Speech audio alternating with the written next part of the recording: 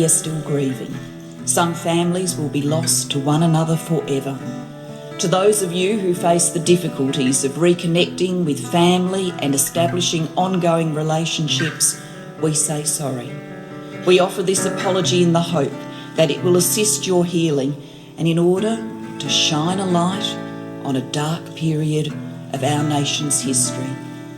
To those who have fought for the truth to be heard, we hear you now.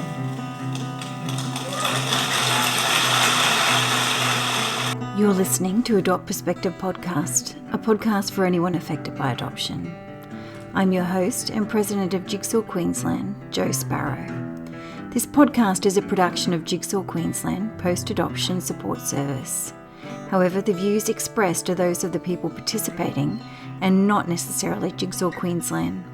The podcast discusses adult themes and listener discretion is advised. Welcome to Adopt Perspective. I'm Jo Sparrow, your host and the president of Jigsaw Queensland. DNA testing has become an increasingly important tool for many people impacted by adoption, whether it's used to search for family, confirm relationships, or update legal records.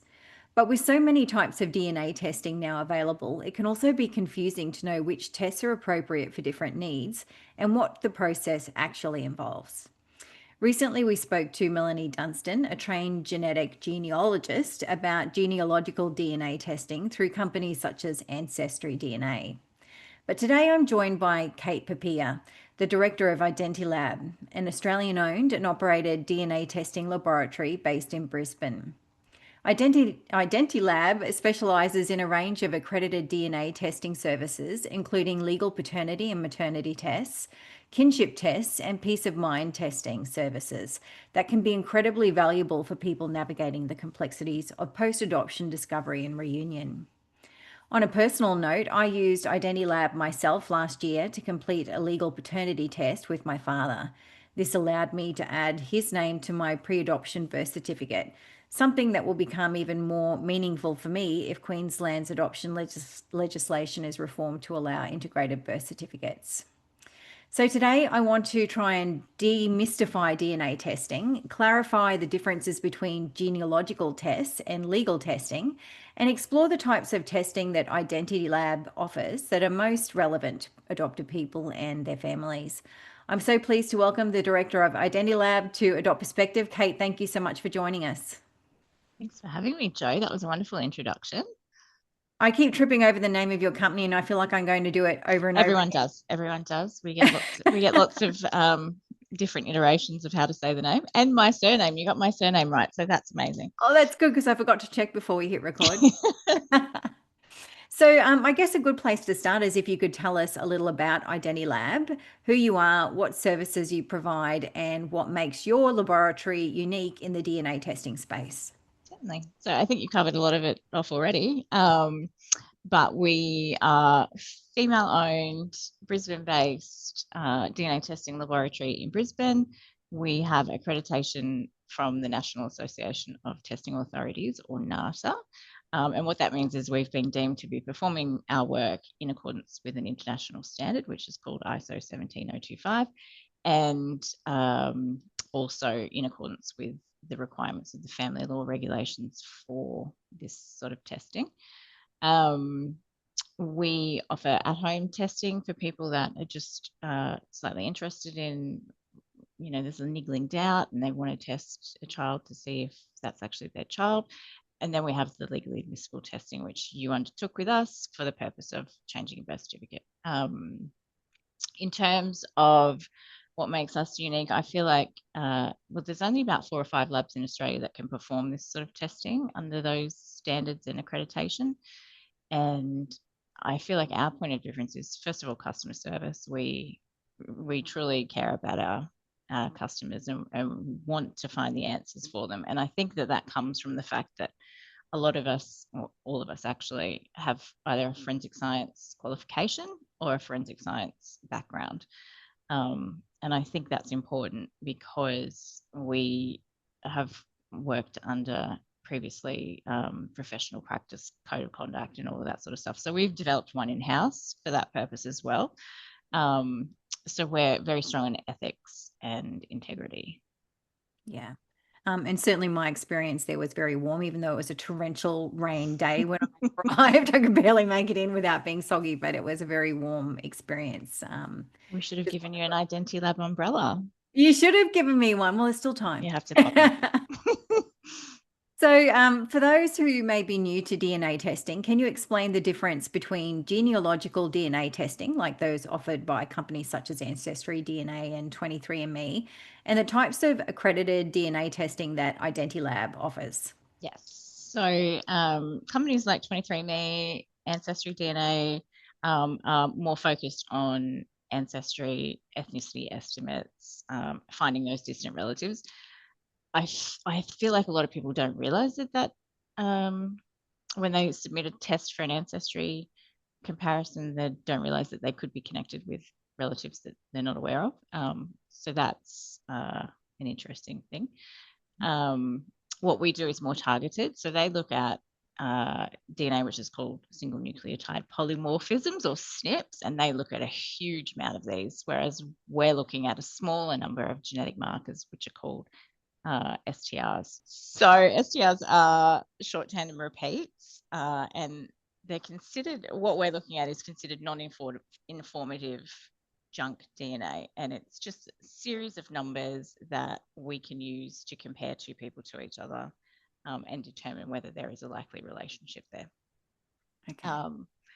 And our results, if collected according to the family law regulations, those results can be used for legal purposes, whereas ancestry testing cannot. So, what are the most common types of DNA tests that you provide that may be relevant to people impacted by adoption? So generally, for the most part, we'll do a peace of mind paternity or maternity test in the first instance if they have found someone who they believe to be their biological parent.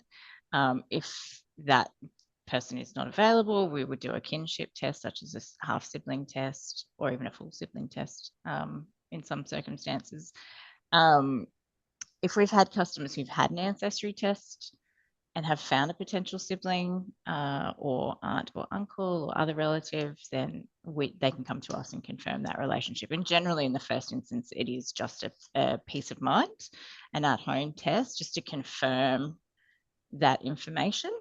And they will generally have other evidence that they've sort of gathered over the years to get to the point of a DNA test. So they sort of add it all hand in hand. In terms of, let's leave it at that. That's good, yeah. So there's no others that are commonly used in the adoption context, or that's pretty much it? It's generally peace of mind. Yeah. In your circumstance, obviously you did a legal test. You can't use a kinship test to have a birth certificate change. Different states have different regulations around that, but generally a kinship test will not be able to be used for changing a birth certificate. There are some different state variations where you can apply for a court order and then they can change the birth certificate, but it's that's obviously not my field. I just do warn people that kinship tests can't be used to change legal documents. Yeah. And I might add to that. So, with changing a pre-adoptive birth certificate, it's not a legal birth certificate. It's essentially been cancelled, that birth certificate. And so the legal one is the one that has your adoptive parents on it. So when I went to change my birth certificate, my pre-adoptive birth certificate, they couldn't even really tell me what they needed. Like if my biological mother was not willing to fill in the form, which she was not, then I had to find other ways to give them evidence, and they couldn't even really tell me what evidence I had to give them. But I pretty much had to just state my case and give them any evidence I could. And my decision was I could have maybe done the peace of mind test, but I decided to trump them and give them something they couldn't refute, which was the legal one, which was more expensive and not something that's available to everybody. And I understand that, but in my case, I thought I'm just going to give this my best crack first go.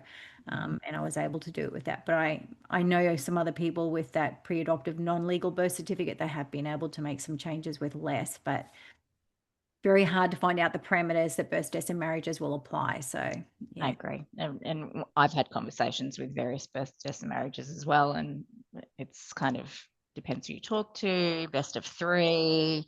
if you don't get a satisfactory answer the first time, you try again. It's very frustrating. Asked to have it escalated, all of that sort of stuff. So they, even with the NADA accredited paternity tests, sometimes they don't understand that they can accept that, and we have to educate them a bit more around that. Yeah. So we probably covered this a little bit, but in case there's something we haven't, can you explain the difference between a peace of mind and legal testing?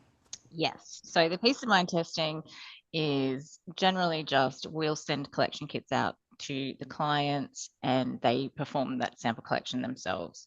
So it's a swab from the mouth.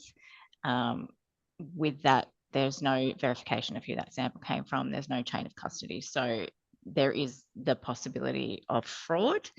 So if someone didn't want to be related to someone, or, didn't want this conversation to continue, they could swab a friend, and we would be none the wiser. So they would send their sample in labeled with their name, but the swab didn't come from them. And then we would report a non-parentage, when in actual fact it may truly be a parentage situation. But with the legal testing, again, it's done under the family law regulations, which prescribes how that sample collection has to take place, that there's a chain of custody, that their identities are verified.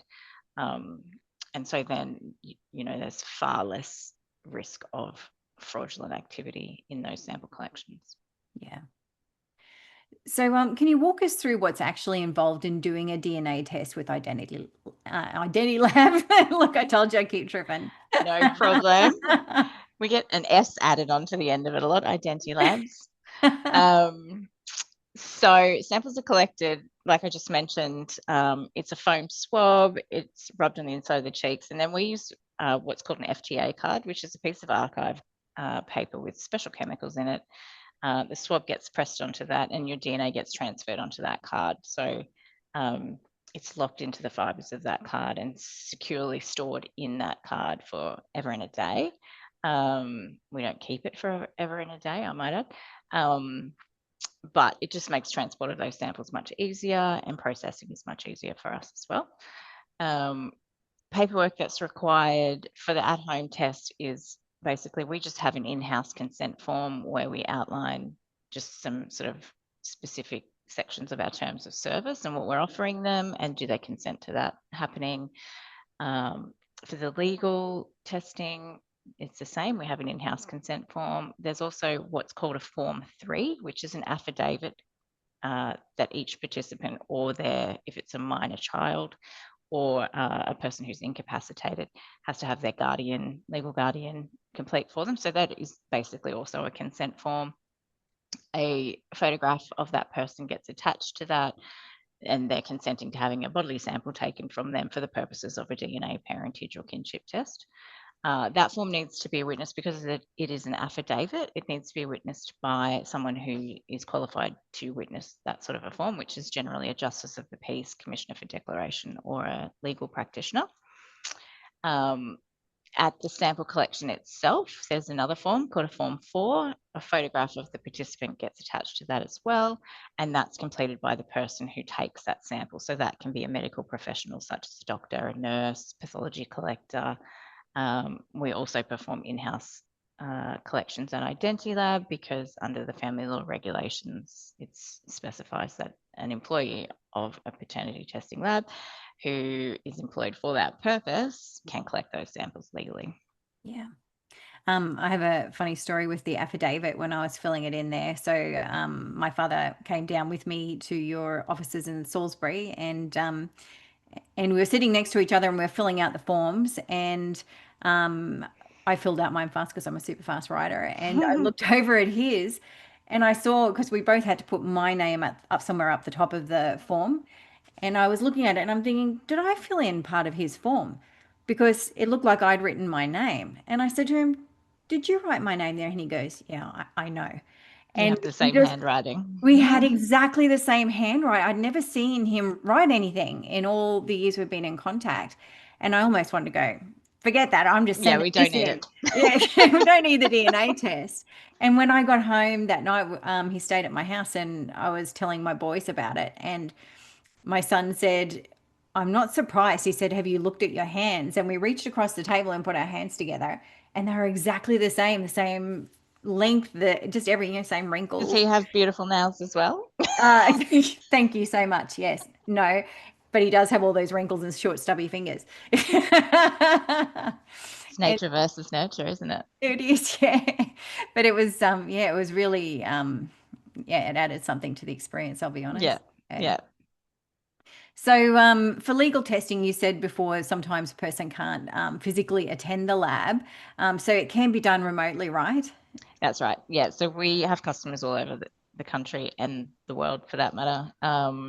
We send out a secure satchel with all the collection materials in it. And then again, they go and have those samples collected at a medical professional, and they have to get that Form 3 witnessed.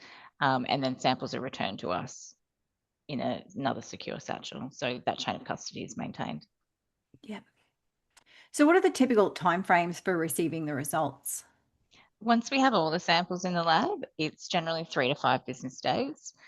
We do have an express service, which can get the results out in two business days. We do like to keep people in the loop. So if the samples come in separately, we will let them know, hey, we've got sample from Joe. We'll let you know when yours comes in, and vice versa. And then we'll let them know when all samples have been received and it's started that processing through the lab, so they know when to expect their results. Yeah. So in terms of privacy and data security, how is the DNA data handled and stored at identilab? So privacy is a massive issue for us, and a huge priority.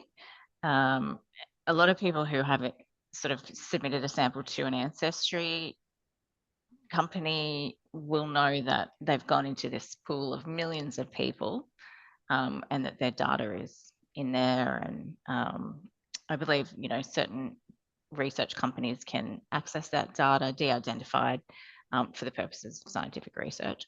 That is definitely not the case here.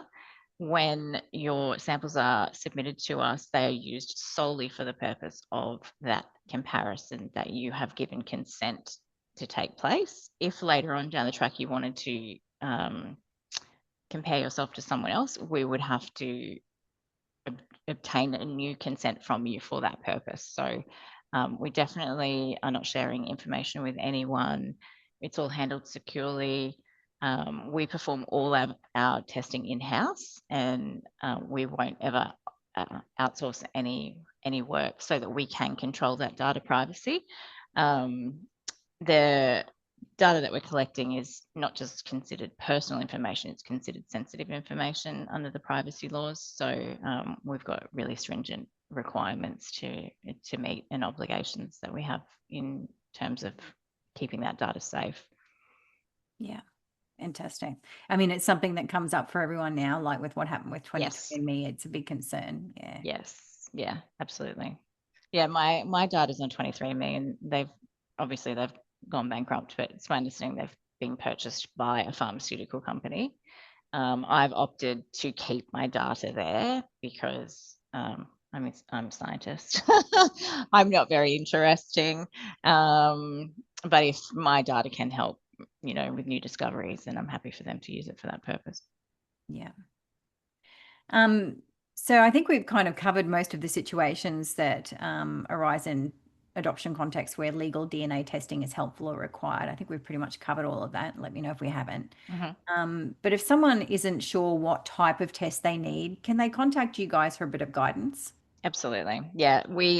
So in particular, so if you went to our website, you could see that we do perform kinship testing, but we don't offer that for purchase online, because we feel it's really important to have that conversation, because some kinship relationships can be quite complex.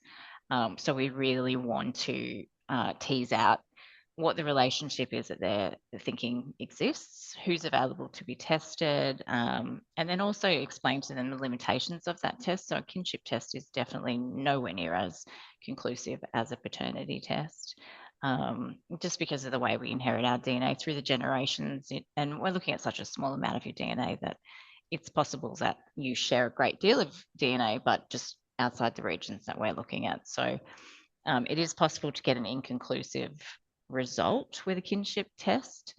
It doesn't mean you're not related. It's just that we haven't found that shared DNA. So that's why we like to include other relatives if we can, get a really great overall picture of what the situation is so that we can advise on what the best testing and the best way forward might be. So Jigsaw Queensland, we get to notice patterns of how many people are coming in to use our service or why, that kind of stuff. And we have certainly noticed in the last few years that instead of people decreasing using our services, they've actually increased. And sometimes because a lot of our cohort's probably now getting into their 50s or around about that age or older, that a lot of them, their adoptive parents have passed away and they now feel like they can explore their family. So they've left it quite a long time, but they're going out and doing it, at this late stage. Yeah. Have you seen an increase in interest from adopted people, biological parents, or families impacted by adoption in recent years? Definitely. And from people who had no idea that they were actually adopted. Yeah. So with the increase in interest in genealogy and people doing the AncestryDNA tests and the 23andMe DNA tests, they'll put their samples on there, and then all of a sudden they've matched with someone down the road who's a potential half sibling. So particularly in that age group, when there was a lot of secrecy around adoption and people were raised thinking that this was their sister when in actual fact it was their mother, and we hear a lot of stories like that. Yeah, definitely. So are there any misconceptions about DNA testing that you frequently come across that you'd like to clear up? It can't solve every question. Definitely. And that's the situation with the kinship testing in particular. So before we, again, going back to the kinship testing conversations that we like to have with our clients, we warn them of the potential for an inconclusive result because we like them to know upfront, we're going to spend all of this money and it may not give them the answer that they're searching for. We can't tell them whether it will or it won't prior to the test. It's kind of, you just got to pull the trigger and have it go. We can later add more people to that scenario if need be. But yeah, it's really explaining that DNA is not like on the TV. It's not a 1 minute process and it has definite limitations. Yeah, thank you. Do you have any stories, testing stories related to adoption that have stayed with you and that you can share? Yeah, we do. We actually had one last week where it was a couple of siblings, full siblings. I'm not certain about the background story, but one of the siblings had been adopted and the other was actually raised in that family. So they came to find each other in some way, but and we didn't have any other family members to include in the testing. It was just them. So there was quite a chance of an inconclusive result, but we got such a strong result for them that they were full siblings, which was fantastic. But there is one case, and I've mentioned it to you before when we've been chatting about a lady who had placed her daughter for adoption in an Eastern European country some 30 or 40 years ago. And she had come to find someone who she considered was her daughter. And so we did an at-home peace of mind test for her and the daughter who was overseas. And so it took quite a while for that sample to come back to us. So it was all an anxious wait. But yeah, it confirmed that she had found her daughter. And when she received her results, she called because she was just, so overwhelmed. Then she was in tears. My staff member was in tears. It was just such an honor to be part of that because she was so thrilled to have reconnected with her daughter after all these years. And, she told us the story that, she thought about her every day and she'd never sort of given up hope in reconnecting with her. So that was just lovely. I know not all stories end that way. And it's a very sensitive situation for a lot of people, but yeah, that was beautiful. Yeah, I'm getting goosebumps. Yeah, me too. So what advice would you give to someone who is considering DNA testing for the first time as part of their adoption journey? I think it's really valuable for them to go to a service like you in the first instance. Obviously, you've got ways and tricks of finding people and then facilitating the conversations between the two, because people get their hopes up that they've found a family member, and they want to connect with that person, but what if they actually aren't a family member? So when we do DNA testing that comes through someone like Jigsaw, we will only report those results to the Jigsaw support worker so that they can disseminate that information in case it's information that is going to be upsetting, because we know that you guys are trained in dealing with those sorts of situations and have your own personal experience in that as well. Because the results can be incredibly powerful, but really confronting it as well, if it's not what's expected. So I just recommend process your thoughts, think about what you want out of the process, and be emotionally prepared for both outcomes, support for a relationship or no support for a relationship, and get support. Yeah, that's good advice. And we've certainly seen, heartbreakingly, people who have connected with family, particularly on their paternal side, and have gone quite far down the road of building connections with them to later on discover through maybe an AncestryDNA test or finally taking one that they're not related. And it's absolutely heartbreaking for everyone involved. Yeah, definitely. Yeah. Look, Kate, thank you so much for joining me Thank today you. and for helping us just demystify DNA testing, because it can be really confusing, and particularly for anyone impacted by adoption, we're quite heightened when we're going about this process. There's a lot riding on it for us, and it can be quite triggering for us as well.